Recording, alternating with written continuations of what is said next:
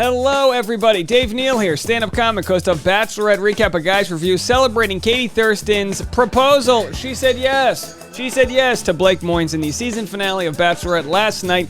We're going to cover it all day long and probably into tomorrow. Lots to talk about, but this video specifically is about the debate over Greg self-eliminating, of course, her third place finisher, old bronze medal Greg over there. He wasn't exactly the leading role, but he had a nice little supporting role. That's an homage to his acting career. Hey, no such thing as small roles, just small actors, and here he is. So people are defending him, people are defending Katie. The truth is always somewhere in between. Demi Burnett posted this on Twitter. Why is she this mad if she's happily engaged? LOL. I hate it when people post it. Like, she clearly had more letters available to say, why is she this mad? You know what I mean? It's like, can we just don't have to talk in like whatever that Twitter slang is.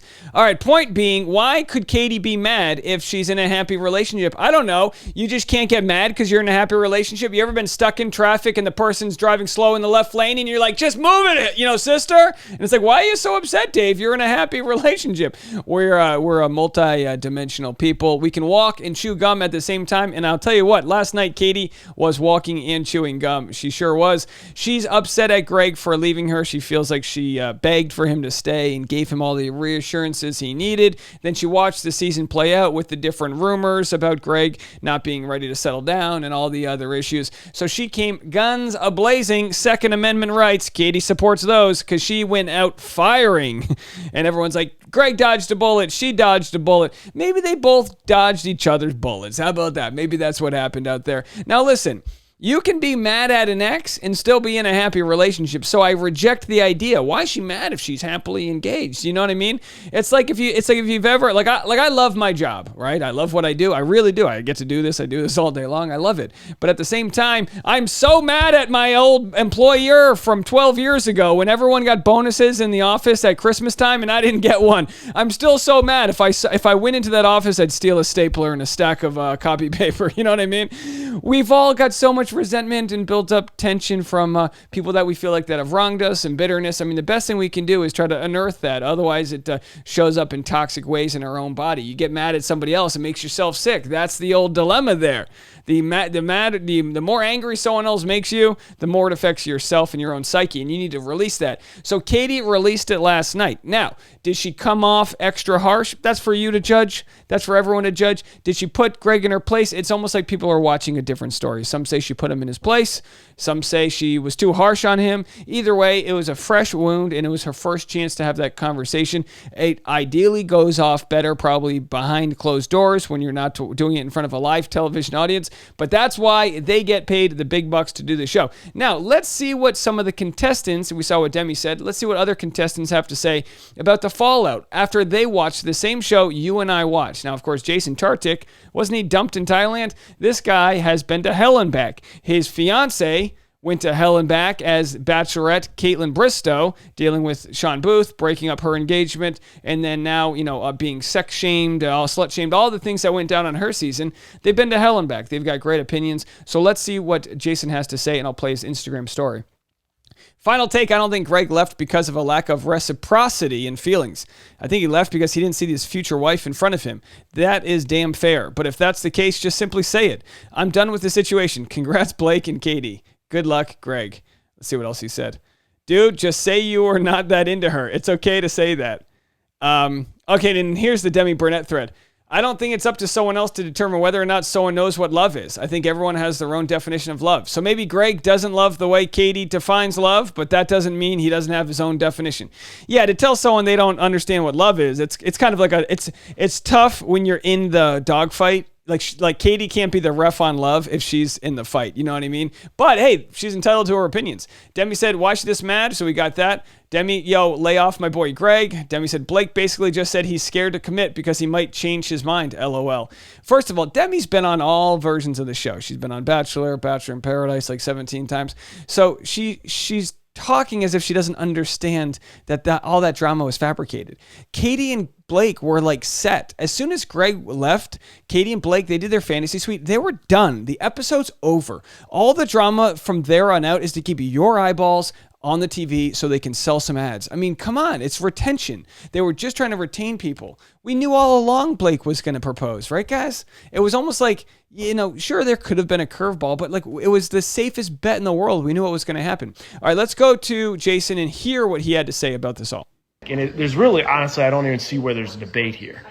Unless you have an extenuating circumstance, Turn the like TV a family off. issue or something like that, there's no chance. I've been there. You're not leaving. You're not leaving. You're not walking outside of that bubble that you've been in for 2-3 months, putting your entire soul out there, competing with other guys the whole time, looking for even the slightest bit of affirmation, the slightest bit. I mean, you got the first impression, Rose. You know things are up to the right start. You're not walking away unless you know for sure, 1,000%, that's not your future wife. That is the only way you're walking away, period, unless there's some type of extenuating circumstances like a family issue. Period. End of story. Well, Think about this guy. Sometimes he's clumsy, sometimes he's quirky, sometimes he's smooth, sometimes he's kind of all over the place, sometimes he locks himself out of his bedroom. But you know what? That's a real dude right there. A real dude right there. The best chirper ever in Bachelor Nation. Chirper. Punch. I love watching people watch this show. You guys are watching me watch people watch this show. You could have said anything. You could have literally said anything in the world. And she wasn't going to like it. And it would not have met Katie's aunt's approval. Period. End of story. End of story. That's a lose-lose. He's ending a lot of stories. We do some weird shit in Bachelor Nation. But I gotta say, picking out your engagement ring with your ex, like directly, that's it's gotta be at the top. Classic. Katie went full send there, but all you gotta just say is that like you realize this wasn't the love of your life. That's it. That's it. End of story. Nothing else. You can't just keep making bullshit up. Look, yeah, good point. Katie went full send. No one's denying that Katie didn't go full send. Here's where I'll push back on what Jason said. So, and I love this. I love watching bros watch. Maybe that's why you guys watch me. I love watching bros watch the show. I don't know what it is. You guys are watching a bro watching a show. This is just the human centipede of Bachelor recapping right now. But we're here and we're digesting it all. Ass to mouth, or is it more mouth to ass? It depends on which way the river's flowing. Okay, folks, Tuesdays. So anyway, Jason said, hey, look, if you loved her, you would have stayed. And I think that's like a very logical way of thinking, but I also think that Greg wasn't thinking logically, and the fears that he had outweighed the burden of staying. So it doesn't mean he didn't love Katie. It means his own trauma gave him enough momentum to leave versus the pain of staying. So I disagree with what he's saying. I know on paper, hey, if you loved her, you would have stayed. That's easy to say. But also you're dealing with someone who's like, he really got some sort of abandonment thing going on. I'm not a psychologist. We'll talk to some later on today. But anyway, so that's my pushback there. It's like, look, it's not always as easy as just saying that. So some responses to Demi Burnett from earlier, because people don't like being treated badly and made to feel like a fool no matter how happy they are. So BachelorNation.scoop is holding the wall, as it were, with regards to defending Katie against Greg. Katie can be happily engaged and still mad at her ex for disrespecting her. Very simple. At this point, you delusional biatches who still stand by Greg deserve a man to drive you nuts. I'm going to say it. Katie didn't deserve any of that stuff. My thoughts and prayers for you. Oh, a thoughts and prayers post. Congrats to Blake and Katie. So let's see. Not Greg over here further gaslighting Katie. I'm sorry you feel like that instead of I'm sorry I made you feel that way. You know, this is a good example. Words are important. So there's plenty of examples. You watch Dr. Kirk Honda mentioned this like line by line where Greg used the wrong terminology. And he's young. Look, we've all done it. Like rather than saying like, you make me, it's like by saying I'm sorry you feel like that. Like that's fine. But I'm sorry I made you feel that way. Take some ownership over it, and these little tweaks can make a difference because you are, while other people aren't responsible for your emotions, you have to take ownership for when you make others emote a certain way. So I understand that doesn't necessarily logically flow perfectly, but the idea is don't give others the keys to your emotions, but at the same time, if you do or say something and someone else reacts to it, be willing to own up to that. That's kind of just like it's a very sort of like selfless way of looking at things. And that will help you get through a lot of fights by saying, look, I can't control whether or not my partner's going to apologize for something. But what I can do is say, hey, what I said or did made you respond a certain way. And I'm aware of that and I apologize for that, and getting really specific. Even if, whatever the case might be. Does that make sense? Leave a comment. I don't know what I'm saying anymore. Just because you're happy in your engagement doesn't mean you're not allowed to be angry at people who treated you poorly and allegedly lied to you before, says Michelle Corriston, of course. Let's see what else we have here after the final rose content. There it is, doing the old who'd you. This is so mean, and maybe, okay. I'm trying to see if there's any other content here. I think we got to all of it. All right, so that's that. Those are some of the Bachelor and Bachelorette reactions. Let me know what you guys think. I think people that are looking at this, in my eyes, very critically, see Katie rightfully being upset, understanding she was put in a spot where she reacted, very viscerally and with her sort of like raw emotions. And in the court of public opinion, that might not win over people that weren't on your team already. But it's like, look, we got the true Katie. This is what people wanted.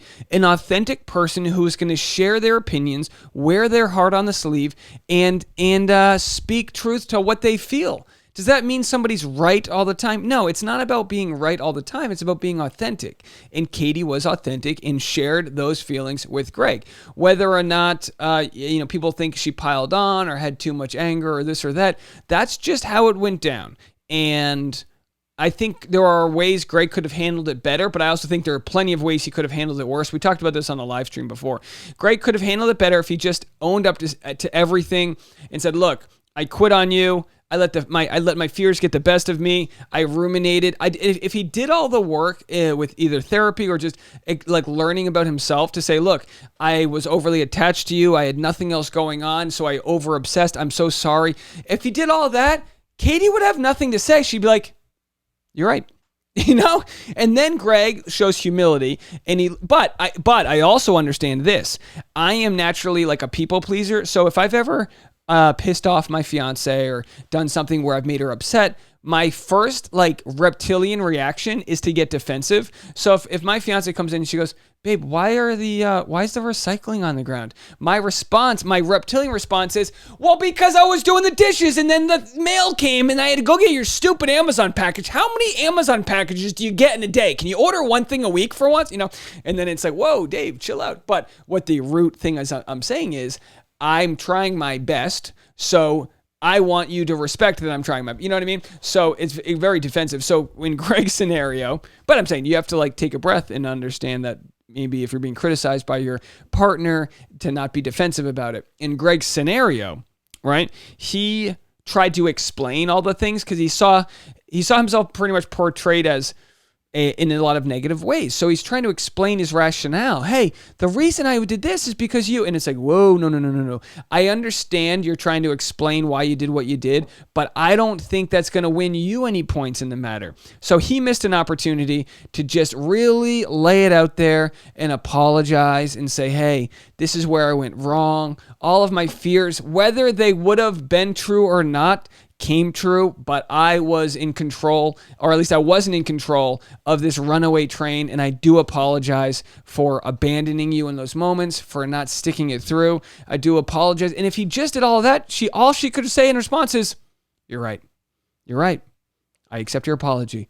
And wouldn't that have been nice? But instead, they kind of kept with the friction. Maybe they'll get there. We'll have to see. Let me know what you guys think. Let me know if you agree or disagree. Hey, guess what? Fantastic. We don't have to agree on everything. Isn't that fun? We'll talk to you guys later. Bye now.